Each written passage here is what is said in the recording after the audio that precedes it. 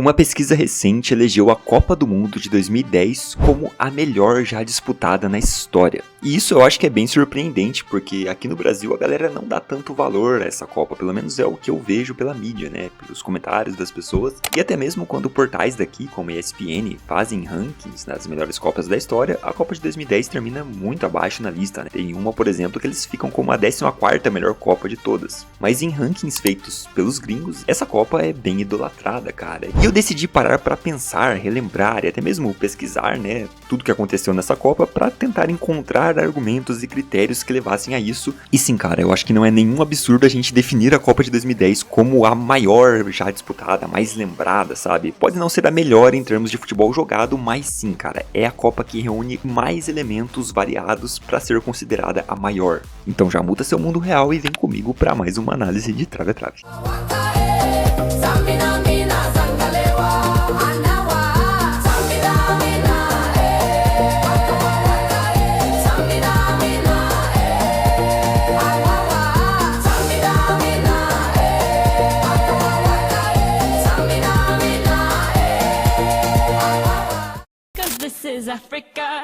Cara, vamos lá. Se eu te perguntasse qual é a música mais marcante que você ouvia em Copa do Mundo, eu acho que não tem muito segredo, né? Você provavelmente nem vai lembrar quem canta ou como era a música de 2022, que é a Copa recente. Do Brasil também, pode ser que você não lembre, né? Eu sei que foi feita pelo Pitbull, mas eu não vou pesquisar aqui nem nada, eu não faço a menor ideia de como é a música, enfim. A de 2018 também não faço a menor ideia de qual que foi a música da Copa de 2018. De 2006 também não, enfim, pegando Copas ali que eu acompanhei, né? Agora, muita gente, né, acho que a maioria, quando pensa mesmo sobre músicas de Copa do Mundo, vem o Waka Waka na cabeça. Cara, o hit da Shakira ficou eternizado mesmo como a música da Copa do Mundo em si. Assim, qualquer Copa do Mundo que aconteça, você vai lembrar dessa música da Copa de 2010. De tão marcante que foi, e ainda nessa Copa tem outra música, tá? Muito boa mesmo, que é a Waving Flag, que foi usada ali pela Coca-Cola, né? Que era a patrocinadora oficial da Copa do Mundo, mas também ficou muito marcada, tá, cara? Você escuta aquele... e já traz aquela sensação de Copa do Mundo, aquela sensação boa. Então assim, em Copas do Mundo, essa de 2010 dá um baile mesmo. A cerimônia de abertura também foi muito boa, tanto por ter cantado essa música, né, o Waka Waka, como por toda a apresentação mesmo em si, mostrando ali muitas coisas da cultura africana, inclusive esse é um dos grandes pontos também. Essa foi a primeira Copa do Mundo disputada em solo africano, cara. Então todas as outras Copas do Mundo que existiram até 2010 foram disputadas ou na Ásia, ou na Europa, ou nas Américas, assim. Faltava ali sim uma lacuna, né, pô, um evento global, um evento mundial, que incorporava todos os países do mundo, de todos os continentes, nunca tinha sido realizado em um grande continente, que é a África, né? Então isso também é um ponto muito marcante para essa Copa. Agora vamos fazer um outro exercício aqui. Se eu te perguntasse qual a bola mais marcante de Copas do Mundo, também não tem nenhum segredo, com certeza você vai falar a Jabulani. Eu tenho absoluta certeza que você não faz a menor ideia de qualquer outro nome de bola de Copa do Mundo. Você não sabe nem o nome das bolas, tá? Porque eu também não sei. Nenhuma bola fica marcada. E assim, a Jabulani ficou muito marcada, cara. Todo mundo reclamava dessa bola, os goleiros, os atacantes. Assim, os goleiros, vamos falar a real aqui, os goleiros sempre reclamam das bolas, cara. Isso aí é meio que padrão em Copas do Mundo, tá? Pelo menos era ali até 2010, né? Nas Copas anteriores de 2002, 2006, os goleiros também davam uma reclamada, mas essa de 2010 não teve comparação. Todo mundo reclamava, criticava essa bola porque ela realmente era muito diferente. A FIFA e a Adidas criaram uma bola ali alternativa, né? Muito diferente das que vinham sendo produzidas anteriormente e muito diferente das bolas que se praticava o futebol convencional, muito para tentar induzir um aumento no número de gols do torneio, tá? Só que o resultado foi o contrário, cara. Essa Copa do Mundo teve uma média de gols baixíssima, então o efeito foi contrário ao que eles queriam, muito por conta da dificuldade dos atacantes em controlarem a bola, né, dos jogadores de linha e também dos goleiros. Então por mais que nessa Copa do Mundo você teve muitos gols ali diferentes, gols de fora da área, né, a bola fazendo curvas inacreditáveis, e isso dificultava bastante para os goleiros, também dificultava para os atacantes, porque o cara estava jogando com uma bola que era mais leve do que as outras que ele jogava normalmente, então ele tinha que se acostumar ali ao longo da competição, ao longo das partidas mesmo, na forma com que ele iria bater na bola e tudo mais. Meio que foi um teste para a memória muscular dos atletas que estavam acostumados a um peso, a um tipo de bola específico e de repente se viram com a Jabulani, cara, totalmente diferente. Então isso fez com que essa média de gols diminuísse. Só que, cara, eu acho que isso não tirou em nada o peso dos jogos. Porque se você assistiu essa Copa do Mundo, como eu assisti, e você puxar na sua cabeça aí, cara, os jogos ficavam muito mais interessantes, tá? Eu sei que, vendo hoje, parece meio que um amadorismo. Pô, uma bola super leve ali, que fazia muitas curvas. Os jogadores, né, inclusive o Júlio César, o goleiro do Brasil, chamou ela de bola de supermercado, sabe? Aquelas bolas que você compra pro seu filho, enfim, pra alguma pessoa, um priminho seu da sua família brincar ali, né, pra ele parar de encher o saco, sabe? Aquelas bolas bem levinhas mesmo, que não tem como ser consideradas bolas profissionais. O Felipe Melo reclamou da bola. Até os técnicos, cara, o Fábio Capello, que treinava a Inglaterra na época, disse que era a pior bola que ele já tinha visto na vida, enfim. Eu sei, olhando hoje, a gente pensa, pô, cara, os caras colocaram uma bola amadora, completamente sem noção mesmo, pra disputar uma Copa do Mundo. Tá, parece ser um absurdo, mas na época, cara, foi uma sensação muito legal, tá? Pro entretenimento foi muito boa. Claro que os jogadores, as pessoas que viveram ali, que jogaram, que disputaram o torneio, não vão gostar e vão relembrar de forma negativa essa Copa do Mundo por conta dessa bola. Mas, cara, pra ser sincero, pra gente que era espectador, pra gente que tava consumindo entretenimento, foi muito bom, tá? Porque, assim, a quantidade de gols inesperados, gols diferentes que você vê na sua Copa do Mundo é surreal, né? Você tem o próprio gol de estreia da seleção brasileira, que foi contra a Coreia do Norte, como sendo aquele gol do Maicon, cara, que ele meio que dá um chute, cruzamento pra área, que a bola faz uma curva, engana o goleiro da Coreia do Norte, enfim. Você tem inúmeros gols de fora da área que, quando você pega a câmera de trás, a bola vai fazendo aquelas curvas inacreditáveis. Você tem um golaço do Van Bronckhorst da Holanda, lá contra o Uruguai na semifinal, que também é uma paulada de longe que você vê por trás e a bola fica gingando no ar. Então, cara, todo chute, toda finalização, você ficava apreensivo, você ficava esperando pra ver o que ia acontecer. Tudo bem, a média de gols foi baixa, né, como eu já disse, então não saíram tantos gols assim. Os caras tinham uma dificuldade, mas quando você assistiu os jogos, você tinha a sensação de que a qualquer momento poderia sair o gol. Então, apesar de não sair, você ficava mais vidrado nos jogos, porque qualquer chute poderia resultar em um gol. Então você ficava esperando, torcendo pro cara chutar, pra ver como o goleiro ia se virar, pra ver se o goleiro ia falhar, e teve muitas falhas de goleiros nessa Copa do Mundo, que talvez não fossem falhas, e sim por conta da trajetória da bola. Então,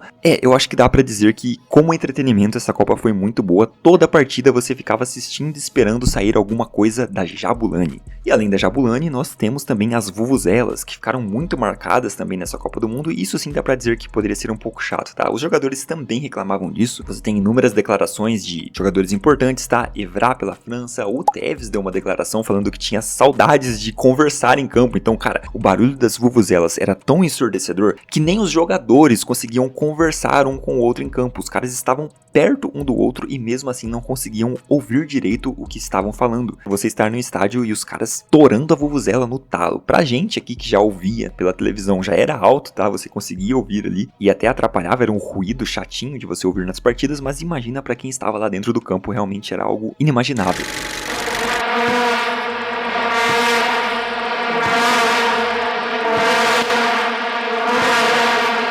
Então tem as vuvuzelas também como esse outro ponto marcante. Você lembra do polvo Pou? Pois é, aquele polvo que ficou bem famoso aqui no Brasil, que era o polvinho ali que previa os resultados da Copa do Mundo, acertou o campeão, enfim. Teve também essa mística do polvo Pou. Essa de 2010 também foi a primeira Copa em que a gente teve um acesso pleno, não pleno, né? Um acesso um pouco mais evoluído, digamos, à internet, cara. Então assim, na Copa de 2006 e as anteriores a gente não tinha ainda tanta evolução tecnológica, mas nessa de 2010 já começaram a galera já tinha Facebook, já tinha Twitter, então esse negócio de conversar com as pessoas online estava começando, estava engatinhando, mas já estava vivo nessa Copa do Mundo, e foi ali que a gente começou a fazer isso mesmo. Então a galera assistia os jogos e ia fazer vídeos no Facebook, né, os analistas, e você ia lá e assistia as análises, não precisava esperar ali o programa esportivo para você ouvir. Você podia comentar nas páginas que você seguia, você poderia comentar com um amigo em tempo real o que você estava vendo no jogo, enfim, comentar os acontecimentos, então isso foi muito impactante também, né? Foi a primeira Copa em que a gente tinha um acesso à tecnologia um pouco maior. Isso gerou uma imersão maior em grupo, né, em sociedade mesmo. Foi uma Copa com uma atmosfera muito boa, num país diferente, ali a gente vendo a cultura africana, os caras sempre muito animados, né, os torcedores africanos, sempre trazendo elementos diferentes para os estádios. E também teve essa aproximação um pouco maior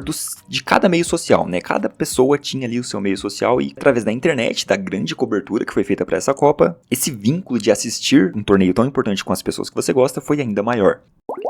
Mas claro que a gente precisa também de critérios para definir essa Copa como a melhor, a gente precisaria de critérios esportivos, claro, não apenas esses focados apenas no entretenimento para o telespectador. E isso a Copa de 2010 também tem, porque foi uma Copa precursora, né? A Copa que moldou os avanços na arbitragem. Sim, cara. São dois lances cruciais, capitais aqui, para que grandes evoluções na arbitragem acontecessem, que foram a implementação do chip na bola e também o VAR. Sim, cara, dois lances dessa Copa do Mundo motivaram o avanço dessas duas mudanças na regra. O primeiro, provavelmente você já sabe, né? Você deve lembrar, que foi aquele gol da Inglaterra contra a Alemanha. Então, o jogo estava 2-0 para a Alemanha. A Inglaterra faz um gol e começa a martelar os alemães. A Inglaterra era um time muito bom, tá? Apesar de ter tomado 4-1, né? Você vê o resultado desse jogo sendo 4-1 e você pensa que a Alemanha amassou, mas não foi bem assim, cara. O jogo estava 2-1, a Inglaterra fez um gol, que foi nesse chute do Lampard, que a bola entrou, né? Mas ela bateu na travessão, entrou e depois voltou para a mão do Neuer. O árbitro não marcou o gol, porque não tinha a tecnologia do chip na bola ainda, o bandeirinha também não viu, então ficou por isso mesmo. E depois disso, aí a Alemanha foi acalmando os ânimos da Inglaterra, os caras ficaram descontrolados. Todo mundo ali tinha visto que foi gol, ficou indignado com a não marcação do árbitro. A Alemanha foi cozinhando o jogo e depois conseguiu fazer outros 2 gols e terminou de certa forma com um resultado tranquilo. Mas se esse gol, né, legítimo da Inglaterra fosse validado, como deveria ser, com certeza o jogo teria sido outro, tá? Seria um 2-2 ali, vai saber se a Inglaterra não crescia ainda mais e conseguiria a virada. Mas, cara, esse foi um lance crucial para a implementação do chip na bola, que já estava sendo estudado, claro, mas, um lance numa Copa do Mundo, envolvendo duas seleções muito importantes, é claro que foi uma virada de chave ali para a FIFA acelerar esse processo, e depois disso a gente teve a implantação do chip na bola.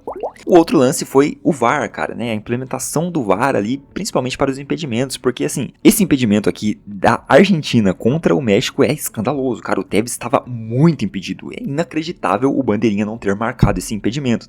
Então foi um lance que também, se você olhar para o resultado final, foi 3-1 ali para a Argentina, né, cara? Você acaba não considerando como um lance crucial, que, nossa, o México não teria perdido se não fosse por esse lance. Mas foi um escândalo, foi assim, muito impedido, tava muito impedido, e depois disso também começou os testes ali. A FIFA passou a acelerar os testes da era VAR. E claro, a gente tem que falar da revolução do esporte em si mesmo, né? Do futebol, cara. O futebol, como era jogado, mudou a partir dessa Copa do Mundo. Não só a partir dessa Copa, mas por conta da era da Espanha de 2008 até 2012. Mas claro que na Copa do Mundo tudo fica mais evidente. Então, sim, essa era do tic-tac que a gente viveu e até agora parece estar passando, né, esse hype do tic-tac, mas toda essa era que a gente viveu pode-se dizer que foi iniciada, né, foi consolidada ali em 2010. A Espanha tinha vencido a Euro de 2008 e foi a seleção campeã em 2010, uma seleção também campeã inédita, que é um somatório ali para esse bolo de critérios que faz essa Copa do Mundo ser marcante. A gente teve o Xavi batendo o recorde de passes certos em uma Copa do Mundo, cara. Ele teve 93% de acerto nos passes. Ele foi superado pelo Rodri, que na Copa de 2022 também conseguiu 93% de precisão de passe, só que dando mais passes que o Xavi, então foi melhor o feito do Rodri. Só que pra época o Xavi quebrou aquele recorde ali, ele também foi o jogador que mais percorreu distância, então além de dar muitos passes, né, de acertar muitos passes no caso, o Xavi também era um cara que estava em todo lugar do campo, estava sempre correndo, cara. Realmente foi um jogador revolucionário ali pra posição, e isso marcava a mudança que a gente veria no padrão de futebol executado nos anos seguintes. Claro que o Barcelona já tinha sido campeão em 2009, exercendo esse estilo de jogo, mas com certeza a Copa do Mundo evidenciou isso para mais países, né, para mais estilos de jogo diferentes ao redor do mundo.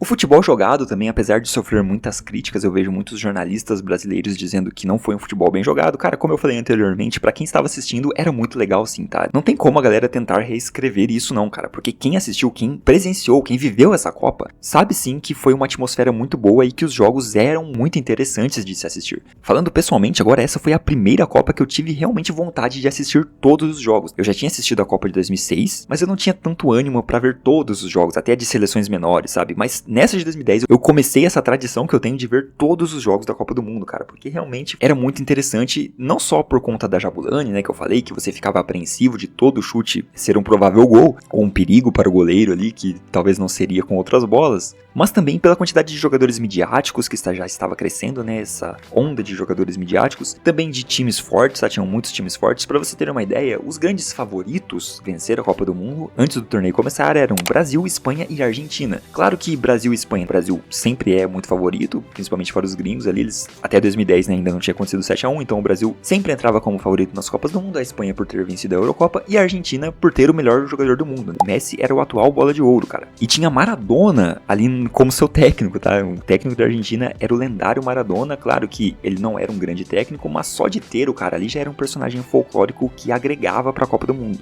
Você tinha outras seleções fortes como a Alemanha, que já tinha ido muito bem em 2006, você tinha a Inglaterra com um grande time também. Portugal, claro, com o Cristiano Ronaldo, não era favorito porque não tinha um grande time, mas o Cristiano Ronaldo com certeza era um grande fator ali. O Uruguai veio se mostrando muito forte na Copa também, tinha a Itália, atual campeã, que acabou caindo na fase de grupos até, o que é até um outro ponto que eu esqueci de comentar, né, foi nessa Copa do Mundo de 2010 que a maldição da fase de grupo, a maldição do campeão caindo na fase de grupos da Copa seguinte começou. A Itália campeã em 2006 não conseguiu avançar na Copa de 2010, inclusive ficou em último do seu grupo, e depois disso isso se repetiu nas Copas de 2014, de 2018, foi um outro folclore ali que as pessoas passaram a acompanhar da Copa do Mundo, o campeão sempre caindo na fase de grupos. E como eu vinha falando, os jogos foram até interessantes, tá? Você teve grandes jogos ali, como esse mesmo da Inglaterra e da Alemanha, que eu citei, que teve uma injustiça ali, mas foi um bom jogo. Teve o 4-0 da Alemanha sobre a Argentina, que pra gente brasileiro é sempre muito bom, né? Uruguai e Holanda, aquele 3-2 pra Holanda na semifinal, foi um jogaço. A própria final, cara, apesar de ter tido muitas faltas, foi uma final legal de se acompanhar. Teve grandes chances ali, tanto pra Holanda quanto pra Espanha.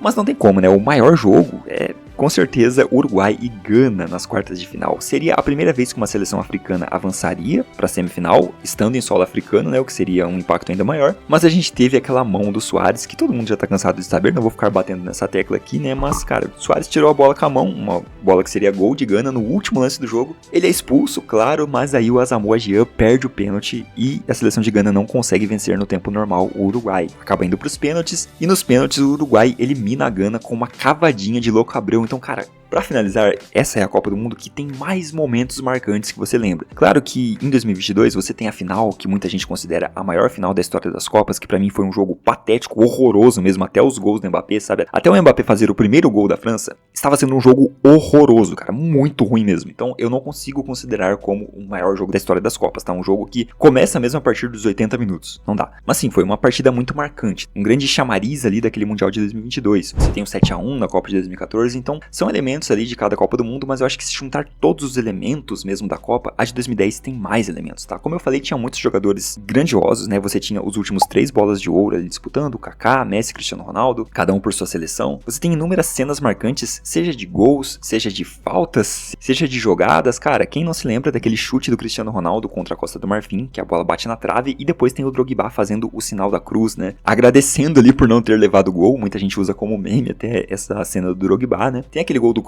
próprio Cristiano Ronaldo no 7-0 de Portugal contra a Coreia do Norte, em que a bola descansa na cabeça dele e cai logo à frente para ele finalizar, também é um momento muito marcante. Você tem aquele golaço do Luiz Fabiano chapelando os caras da Costa do Marfim também. Tem o lance do Suárez, que eu comentei, né, metendo a mão na bola ali, salvando a seleção do Uruguai. Na final, você tem ali o gol perdido de Robben, que virou também um momento bem místico do futebol mundial. Muita gente lembra com clareza desse lance. Tem aquela voadora do De Jong no peito do Xabi Alonso, que também não dá para entender como ele não foi expulso, então esse lance ficou muito marcado também. E cara, se eu te perguntar pra você como e quem fez os gols da estreia das Copas do Mundo, eu não tenho a menor dúvida que você vai lembrar mais da de 2010. Assim, sinceramente, sem pesquisar agora, eu lembro que em 2022, né, foi o Qatar que estreou, se eu não me engano foi o Ener Valencia que fez aquele gol do Equador. Tá bem fresco na memória ainda, mas pra falar a verdade, eu nem lembro se foi de pênalti aquele gol, se foi de cabeça.